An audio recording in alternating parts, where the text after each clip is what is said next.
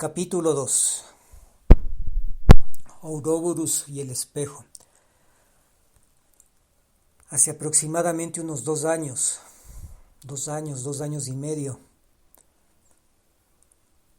tuvimos una interesantísima entrevista con un analista de geopolítica de Rusia de una importante universidad de la Federación de Rusia, en la cual al empezar la entrevista él decía: quiero que me entrevistes y quiero que mi entrevista esté sustentada en la siguiente frase: a Estados Unidos hay que tenerle a punto de pistola. Y Estados Unidos únicamente entiende por la razón de las armas. Hablamos de muchos temas y no le tomé muy en cuenta esta aseveración. Cuando pasaban unos 20 minutos del chat o de la conversación, le dije: aclárame un poco más qué significa la frase que tú me dijiste. Y él me dijo lo siguiente: la doctrina, porque una cosa es filosofía, otra cosa es forma de pensar, doctrina, filosofía. Sin embargo, la doctrina de la política exterior de Estados Unidos es una doctrina de amenaza. Estados Unidos tiene en su doctrina de política exterior que no se negocia con los países débiles ni con personas débiles. A las personas débiles o a los países débiles se les impone y se les obliga. Y únicamente se negocia con alguien que está a la par. Entonces yo al escuchar esto le pregunté: ¿me quieres decir que la doctrina o la ideología de Estados Unidos con Rusia es de imponer? Y este amigo, porque nos hicimos amigos, conversamos, incluso me dio su mail y nos escribimos, lo que me dijo es: una cosa es doctrina, otra cosa es filosofía, y no hay que confundir las palabras. La doctrina alecciona y obliga, y la política exterior de Estados Unidos en sus doctrinas de política exterior le ve a Rusia como su enemigo. Y es por esa razón que le utiliza a la NATO y a la OTAN como armas de guerra, porque Estados Unidos es débil y no puede enfrentarse directamente con Rusia.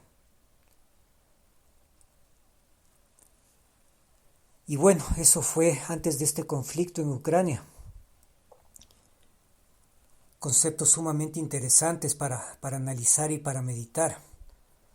Pero viendo cómo se van dando las cosas en los hechos, ya que estas no son hipótesis, sino que son hechos reales, pueden ser comprobados. Él tenía razón.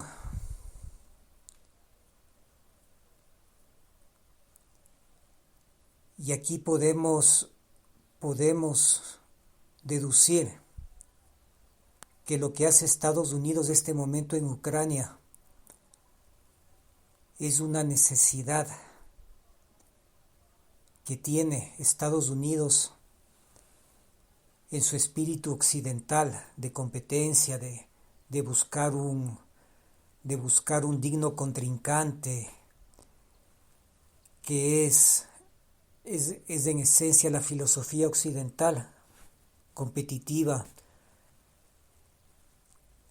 y que Estados Unidos le necesita a Rusia para que los militares norteamericanos, la NATO y la OTAN existan.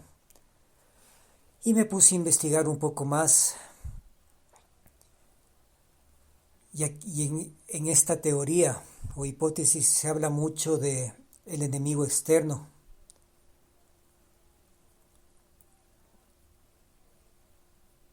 El enemigo externo de Estados Unidos. Se habla también bastante de la industria de armamento norteamericana. Y les vamos a poner un documental en Quitoco de un colega argentino que descifra muy bien la industria de las armas en Estados Unidos, la bolsa norteamericana, la fabricación de armas por parte de fábricas norteamericanas como Lockheed Martin, como Boeing.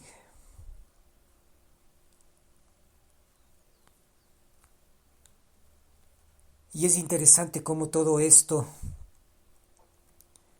se lo puede comprobar con hechos reales. La postura de Estados Unidos de que Ucrania destruya todo el armamento de fabricación ruso que tiene.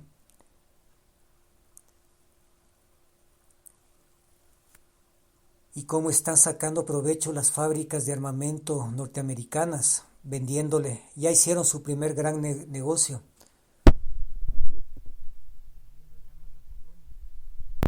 Posiblemente estas armas, luego Polonia le venda a Ucrania y no se descartan misiles y armas nucleares.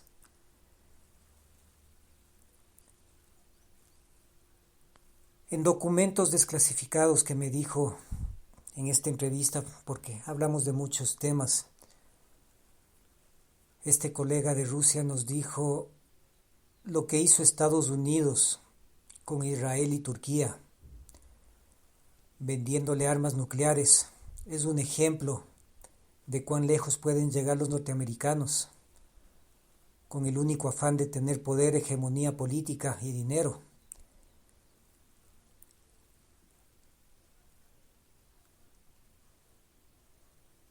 Entonces yo le pregunté, ¿Estados Unidos le vendió armas nucleares a Israel y a Turquía? Y él me dijo, esa fue la razón de la Guerra Fría.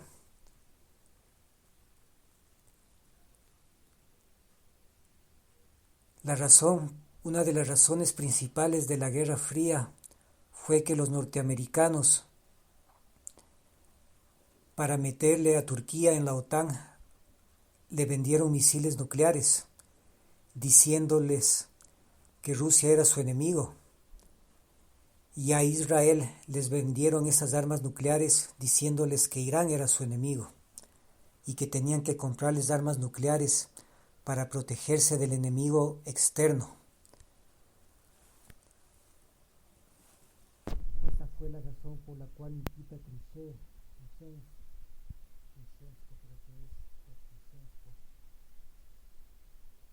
le apoyó a Cuba, porque las mafias de Las Vegas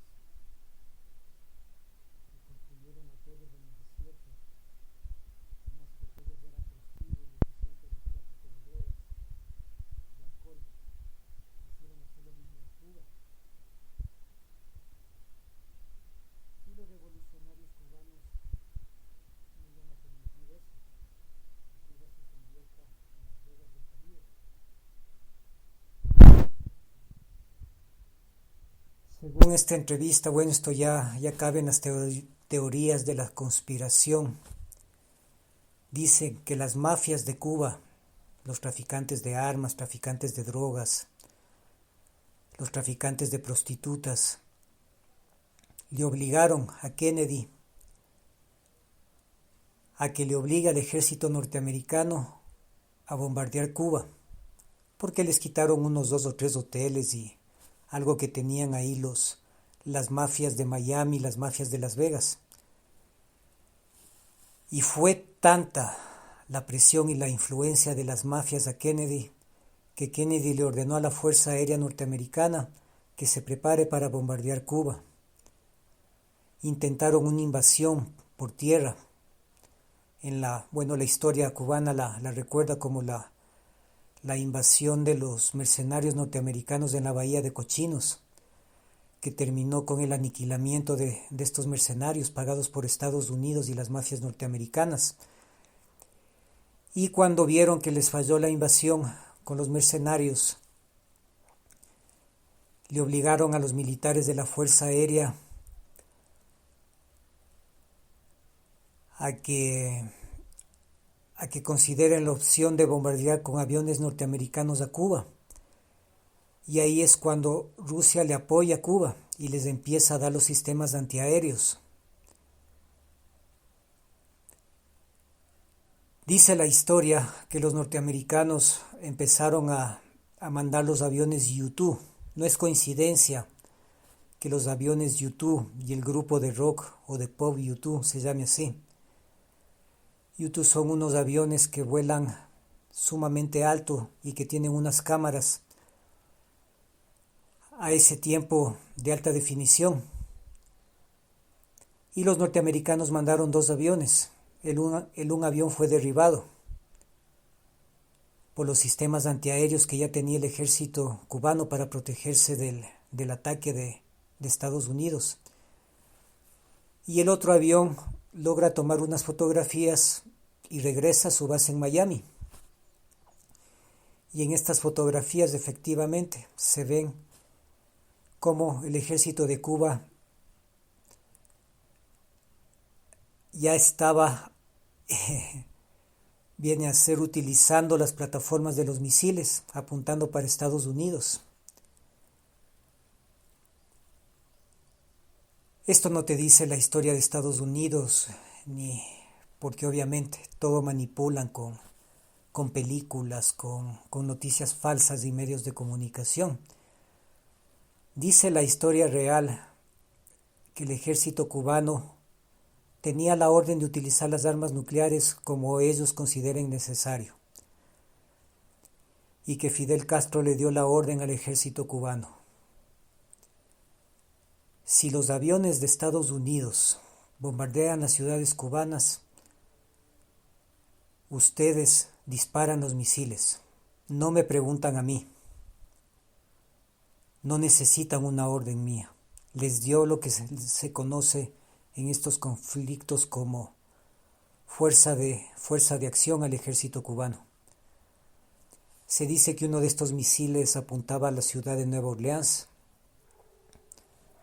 otro apuntaba a las refinerías norteamericanas en Texas, otro misil iba para Miami, donde está al aeropuerto de Miami. Y estos 3 misiles salían porque salían. Y era la primera respuesta del ejército cubano y de Rusia. Ahí es lo que el presidente norteamericano Kennedy le pensó 2 veces. Dijo no. Yo no puedo meterle y arriesgar la vida de millones de norteamericanos. Y las Fuerzas Armadas de Estados Unidos, más la aviación, no dijo, parece que Kennedy les llamó y les dijo no ataquen. Y según las teorías de conspiración que nos dijo este colega, nos dijo que esa fue la razón por la cual le mataron a Kennedy. Que las mafias norteamericanas no le perdonaron jamás que no bombardee Cuba. Y que por esa razón las mafias norteamericanas ordenaron que Kennedy tenía que morir, como efectivamente le mataron al presidente norteamericano. Teorías de la conspiración, películas de ciencia ficción, pero tiene mucho sentido. Y este momento quizás se está repitiendo en Ucrania, en el pasado. Así que hay que tener mucho cuidado.